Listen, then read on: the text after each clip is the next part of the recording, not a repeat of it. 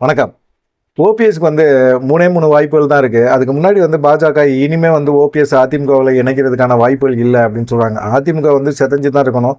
இப்படி வந்து ஒருங்கிணைந்த ஒரு அதிமுக உருவாக்க முடியாது அப்படிங்கிற ஒரு சூழ்நிலையில பாஜக நினைக்கிறாங்க. ஏன்னா அவங்க கட்சியை வளர்க்கணும்ல. தமிழ்நாட்டுல பாஜக வளர்க்கணும். பாஜக வளர்க்கறதுக்கு என்ன பண்ணணும் அப்படின்னம்னா, ஒரு திராவிட கட்சியை ஒழிச்சு தான் ஆகணும். அதிமுக ஒழிச்சிடணும் அப்படிங்கிற ஒரு முடிவுக்கு வந்துட்டாங்க. அதனால பார்த்தீங்கன்னா, இந்த ஒருங்கிணைந்த அதிமுக உருவாகுனா, பாஜக எப்ப கட்சிய வளர்க்க முடியுங்க? அப்படிங்கிற ஒரு எண்ணம் தான். இப்ப எடப்பாடி பழனிசாமி கூட வந்து அவங்க ஆதரவா இருக்கிறாங்க. அப்படிங்கிற ஒரு சூழ்நிலை காரணமே வந்து அதிமுக இத்தோட ஜோலிய முடிக்கணும் அப்படிங்கிறது தான். அடிக்கடி நயினா நாகேந்திரன் ஒரு விஷயத்த சொல்லிக்கிட்டே இருக்கிறாரு. அவர் என்ன சொல்றாருன்னா, 2026 சட்டமன்ற தேர்தல் எங்களுக்கு முக்கியமே கிடையாது. 2029 நாடாளுமன்ற தேர்தல் தான் மிக முக்கியமான ஒரு தேர்தலா நாங்க நினைக்கிறோம். அதனால வந்து எங்களுக்கு 2026 சட்டமன்ற தேர்தல்ல பெருசா நாங்க ஜெயிச்சு, ஆட்சி அதிகாரத்துலலாம் உட்காரணுங்க அவசியமே எங்களுக்கு கிடையாது அப்படிங்கிற மாரி தான் அவர் பேசிட்டு இருக்காரு. அப்ப 2026 சட்டமன்ற தேர்தல் யாருக்கு மிக முக்கியமானதுன்னு பார்த்தீங்கன்னா, எடப்பாடி பழனிசாமிக்கு தான் மிக முக்கியமானது. அப்ப எடப்பாடி பழனிசாமிக்கு முக்கியமா இருக்கும்போது, அவர் கூட்டணி தொடர்பான பேச்சுவார்த்தை யார் நடத்தணும்? எடப்பாடி பழனிசாமி தான் நடத்தணும். ஒருங்கிணைந்த அதிமுக யார் உருவாக்கணும்? எடப்பாடி பழனிசாமி தான் உருவாக்கணும். ஆனா எதையுமே பண்ண மாட்டேங்கிறார். அவருக்கு ஆட்சி அதிகாரம் இல்லைன்னா கூட பரவாயில்ல. கட்சி நம்ம கையில நம்ம கட்டுப்பாடுல இருக்கணும் அப்படிங்கிற ஒரு ஆசை இருக்கு. இந்த ஆசையை தான் பாஜக பயன்படுத்துகிறாங்க.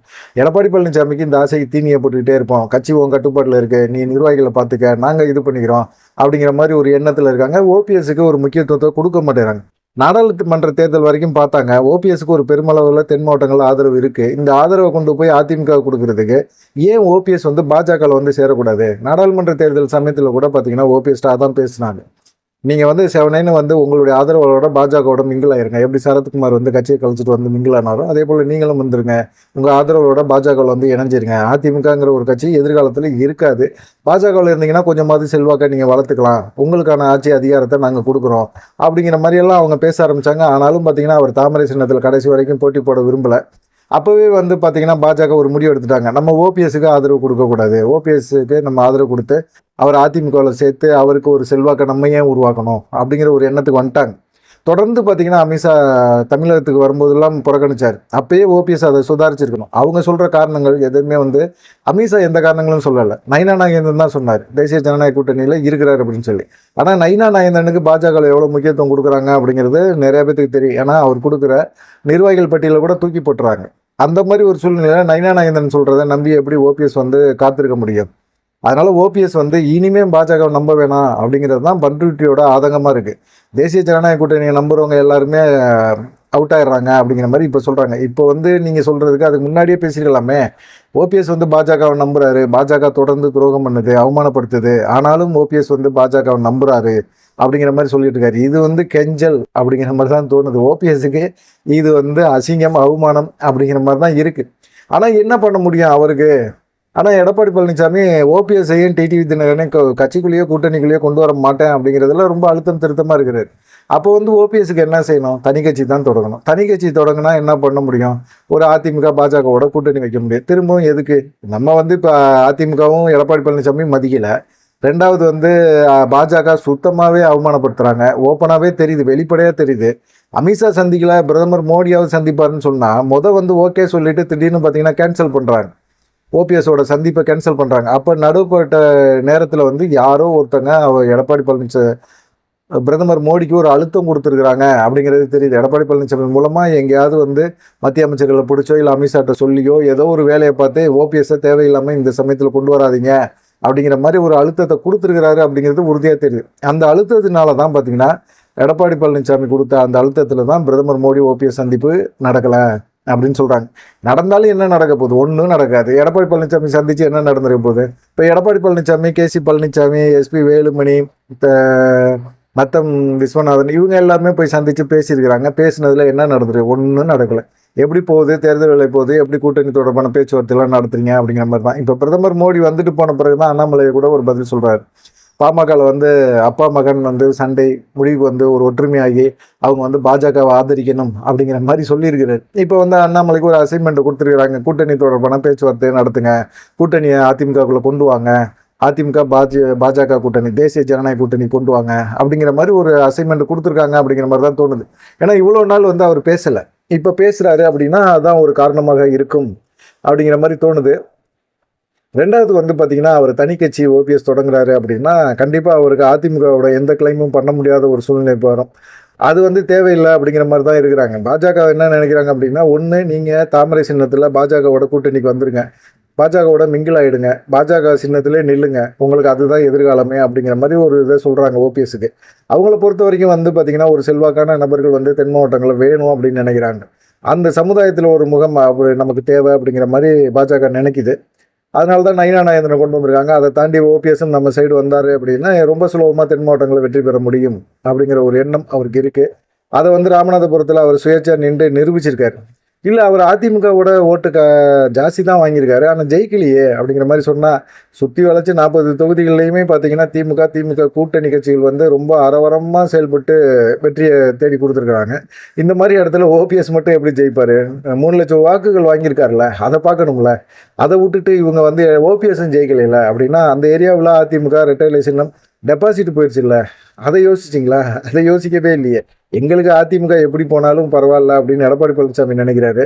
ஆனால் ஓபிஎஸ் வந்து கை காலில் கூட நான் உழுவுறேன்ப்பா, உங்கள் கையை உளுந்து நான் உள்ளே வரேன், எந்த நிபந்தனை வேணாம், என் கூட இருக்கிறவங்களுக்கு ஒரு முக்கியத்துவம் கொடு அப்படின்னு கேட்குறாங்க. எடப்பாடி பழனிசாமி ஒத்துக்கவே மாட்டேங்கிறாரு. இந்த சைடு பாஜக நீங்கள் அப்படியே வந்து பாஜகவுக்கு வந்துருங்க அப்படின்னு சொல்கிறாங்க. இப்படி போனார் அப்படின்னா கண்டிப்பாக இது வந்து ஒரு அவமானம் தான். பாஜகவோட போனார்னா அவமானம் தான். அதனால வந்து இவர் வேறு ஏதாவது முடிவெடுக்கணும். ஒன்று திமுக சைடு போகணும். திமுக சைடு போனாருன்னா இப்போ ஏற்கனவே ஒரு குற்றச்சாட்டை சொல்லிகிட்டே இருக்கிறாங்க. என்ன சொல்கிறாங்க அப்படின்னா, அமித்ஷாட்ட வந்து ஏன் ஓபிஎஸை வந்து அதிமுகவில் சேர்க்கறதுக்கான முயற்சியில் நீங்கள் எடுக்க மாட்டேறீங்க அப்படின்னு சொன்னால், இது உட்கட்சி பிரச்சனை. ரெண்டாவது வந்து அவர் திமுகவோட தொடர்பில் இருக்கிறாரு அப்படிங்கிற மாதிரி ஒரு குற்றச்சாட்டை சொல்லிட்டு இருக்காங்க. அமித்ஷா சொன்னார் அப்படின்னு சொல்லி கோலாகலம் சீனிவாசன்லாம் பேசிகிட்டு இருக்கிறாரு. இதெல்லாம் கேட்கும்போது எப்படி வந்து ஓபிஎஸ்க்கு எதிரான ஒரு வேலை நடக்குது, ஓபிஎஸ் வந்து அரசியலேருந்து நகர்த்திடணும் அப்படிங்கிற ஒரு எண்ணத்தில் மட்டும் பேசுகிறாங்க அப்படிங்கிறது தெளிவாக புரியுது. இந்த மாதிரி சமயத்தில் வந்து அவர் திமுக சைடும் போக மாட்டார், போக கூடாது. ஓபிஎஸ் ஆதரவாளர் மட்டும் இல்லை, அதிமுக தொண்டர்கள் அவர் மேலே மதிப்பு வச்சுருக்கவங்க திமுக சைடு போனார் அப்படின்னா கண்டிப்பாக அவருக்கு வந்து எதிர்ப்பு தெரிவிப்பாங்க. கண்டிப்பாக அவர் இவ்வளவு நாள் எடப்பாடி பழனிசாமி குற்றச்சாட்டு வந்து ப்ரூஃப் ஆகிடும். சரி, இப்போ தனி கட்சி தொடங்குறது அப்படிங்கிற ஒரு விஷயத்தில் வந்து அவர் தேர்தல் ஆணையம், நீதிமன்றம் எல்லாத்துலேயுமே டிடி தினகரன் எப்படி ஒதுங்கினாரோ அதே போல் ஒதுங்கணும். கிளைம் பண்ண முடியாது அதிமுகவுக்கு. இருந்தாலும் பரவாயில்ல, இனிமேல் அதிமுக நம்பி பிரயோஜனம் இல்லை, போனால் போயிட்டு போகுது, அது சசிகலா பார்த்துக்கிட்டோம் அப்படின்னு சொல்லிட்டு விட்டுட்டு இவர் என்ன செய்யணும்?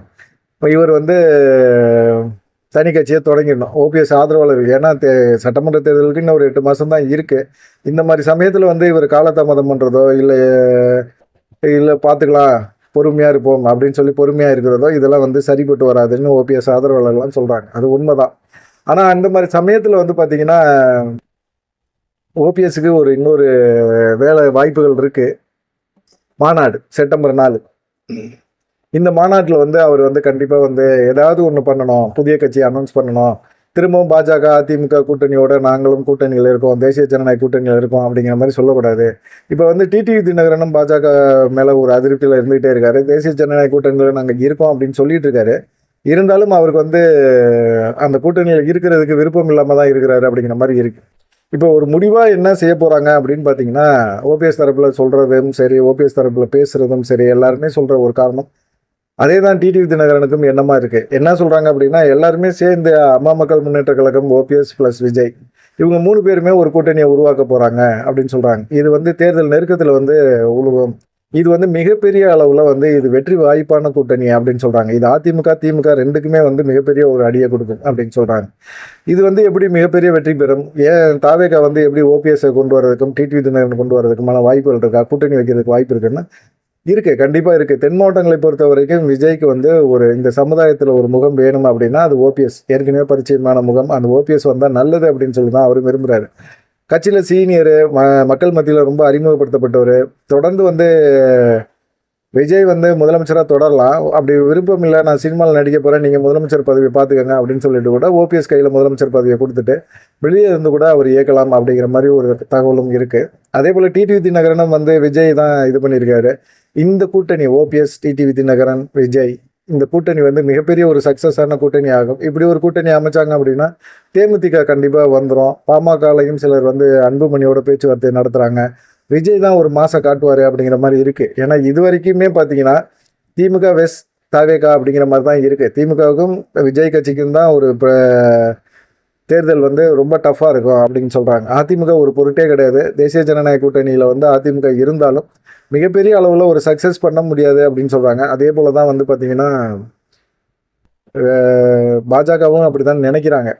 எங்களுக்கு 2026 தேர்தல் மிக முக்கியமான தேர்தல் கிடையாது அப்படின்னு நினைக்கிறாங்க. பார்க்கலாம். அவங்க பாஜக வெற்றி பெறணும்னு எண்ணம் இல்லை. ஆனால் ஒரு கட்சியை ஒழிக்கணும்னு நினைக்கிறாங்க. அது கண்டிப்பாக வந்து பார்த்தீங்கன்னா எடப்பாடி பழனிசாமி அதை அனுமதிக்கிறாரு அப்படிங்கிறது தான் இருக்குது. ஒருங்கிணைந்த அதிமுக இருந்தால் அவர் வந்து பெருசாக வந்து பாஜக அழுத்தம் கொடுக்க முடியாது எடப்பாடி பழனிசாமிக்கு அப்படின்னு யோசிக்கிறாங்க. ஓபிஎஸ்னால ஒன்றும் பிரயோஜனம் இல்லை அப்படின்னு நினச்சி தான் அவங்க தூக்கி போட்டாங்க. ஏன்னா இப்போ வந்து அவங்க பயன்படுத்துறது எல்லாமே செங்கோட்டையனை தான். ஏன்னா கொங்கு பெல்ட்டில் இருந்து ஒருத்தருக்கு மாற்று ஏற்பாடு பண்ணுறாங்க அப்படின்னா கொங்கு பெல்ட்டில் இருக்கிற ஒருத்தர் தான் கொண்டு வர முடியும். செங்கோட்டையனை கொண்டு வந்துடலாம் அப்படிங்கிற ஒரு யோசனையில் தான் இருக்கிறாங்க. பிரச்சனை எடப்பாடி பழனிசாமி பண்ணால் ஓபிஎஸ் கிடையாது, செங்கோட்டையனை வச்சு எடப்பாடி பழனிசாமியை ரிமூவ் பண்ணிடுவாங்க அப்படின்னு சொல்கிறாங்க. நீங்கள் என்ன நினைக்கிறீங்க? ஓபிஎஸோட இந்த 3 வாய்ப்புகளை என்ன பண்ண போகிறீங்க? ஓபிஎஸ் என்ன எடுப்பார்? தனி கட்சி தொடங்குவாரா? இல்லை தனி கட்சி தொடங்கி திரும்பவும் பாஜக அதிமுகவோட கூட்டணி வைப்பாரா?